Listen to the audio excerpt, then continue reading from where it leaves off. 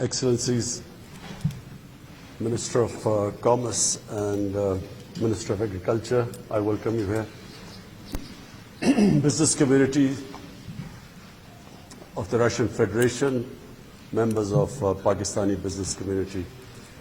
I just want to reiterate that there is a big shift in the way Pakistan now sees its neighbors, near neighbors, meaning Afghanistan, Central Asia, Russia, because we feel regions develop. And unfortunately, the trade between this region has been very limited. Trade with Russia, as the Commerce Minister said, is less than $1 billion. Pakistan is a population of 220 million people. And the connectivity between Pakistan, Central Asia to the Russian Federation holds immense opportunities. So we would like to invite the members of Russian business community to Pakistan.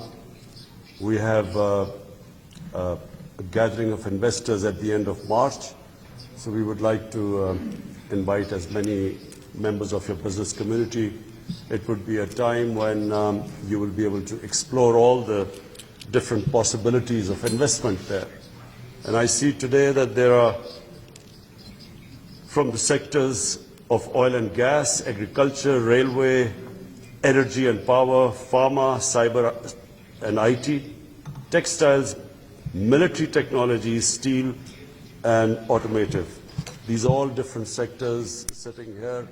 These are all different sectors which have immense potential for investment and business in Pakistan. So I would just use this opportunity to invite all of you. Please do come. We want to open up our country to Russian businesses, and we want our businessmen to have more interaction in Russia, which until now was hardly insignificant. We have businessmen who've prospered in Russia, like my friend Tarek, and that you will be a conduit between businesses here and businesses in Pakistan. And rest assured, we will be facilitating you in every possible way. Thank you.